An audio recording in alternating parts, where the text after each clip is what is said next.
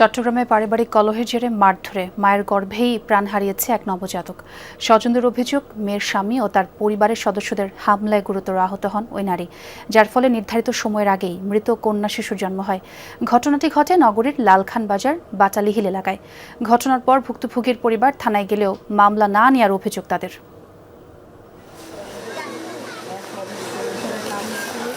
সদ্য ভূমিষ্ঠ নবজাতকের নিথর মরদেহের পাশে বসে অপলক দৃষ্টিতে তাকিয়ে হতভাগ্য বাবা।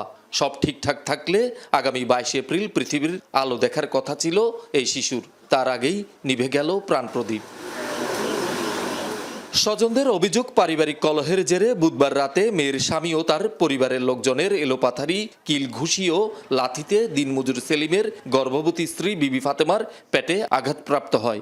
হাসপাতালে নিলে একদিন পর মৃত কন্যা শিশু ভূমিষ্ঠ হয়। মারধরের কারণে পেটেই নবজাতকের মৃত্যু হয় বলে দাবি স্বজনদের। ইতারা মনে করে যে বাচ্চা হবো আমার, খাবামো আমি, কিন্তু খেতারা এটার অপমান মনে করি আর পরিবারের লোক সবসময় মারধর করে। আমি বলে বুড়া বয়সে বলে বাচ্চা হয়েছে, বুড়া বয়সে বাচ্চা কি খেলে আর হয়েছে আর কোনো কি আর না এতালা বলে সবসময় নির্যাতন করতে আছে। আর এলো বাজারে ওনাকে পেটে লাথি দিছে মানে বাচ্চাটা লাথিটা দিছে যে পেটে উনি তো প্রেগনেন্ট মানুষ, লাথি দিছে। লাথির লগে এখানেও ভাঙিয়েছে, মাথা ঠুলি নরম করি এলাইছে, ঘুষি মারছে ঘুষির লগে আর হেডের আতরি বড়টা বাড়ে গেছে। মারধরের কারণে আঘাত পাইছে, ভিতরে বেশি আঘাত পাইছে, এই কারণে বাচ্চা মারা গেছে।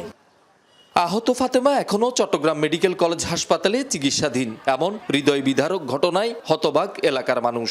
ঘটনার সুষ্ঠু বিচার ও জড়িতদের দৃষ্টান্তমূলক শাস্তি দাবি করেন তারা। অভিযুক্ত শাহিনের বিরুদ্ধে অভিযোগ দিতে খুলশী থানায় গেলেও পুলিশ ব্যবস্থা নেয়নি বলে অভিযোগ করেন ভুক্তভোগীরা। নিকৃষ্ট ভাষায় বলা যায় যেরকম জঘন্য এরকম ঘটনা কখনোই হয় নাই পৃথিবীতে, আমি এটা জানি। বাচ্চাটা আর কয়েকদিন পরে দুনিয়াতে আসতো, এর আগে এরারে মারি ফেলছে। আমার বাপের এদিকে রক্ত পড়তেছে আর কি, এখানে জখম হয়েছে আর ঘরের মধ্যে রক্ত ফোটা আর কি।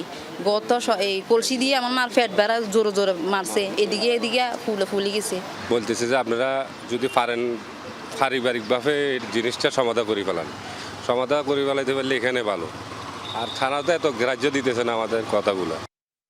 এদিকে ঘটনার পর থেকেই পলাতক অভিযুক্ত শাহিন ও তার পরিবারের লোকজন। তবে মারামারির কথা স্বীকার করেন শাহিনের দাদি। এমনি মারামারি হয়েছে, ঘরের ভিতরে মারামারি হয়েছে অনেক। কে মারছে কে কিসে এটা তো বাদিস দেখি নাই। মামলা না নেওয়ার অভিযোগ অস্বীকার করে দ্রুত ব্যবস্থা নেওয়া হবে বলে জানিয়েছে পুলিশ। যতটুকু দরকার সবকিছু মামলা হবে, যা দরকার সবকিছু হবে। এখানে মানে গাফিলতি করার কোনো কিছু নাই। এখানে তবু আমি থানায় গিয়ে আর একটু বিস্তারিত বলতে পারবো, বাসায় থানায় গিয়ে বিস্তারিত বলতে পারবো। সেলিম ফাতেমা দম্পতির 4 কন্যার মধ্যে অভিযুক্ত শাহিন ছোট মেয়ের স্বামী। শহীদুল সুমন, যমুনা নিউজ, চট্টগ্রাম।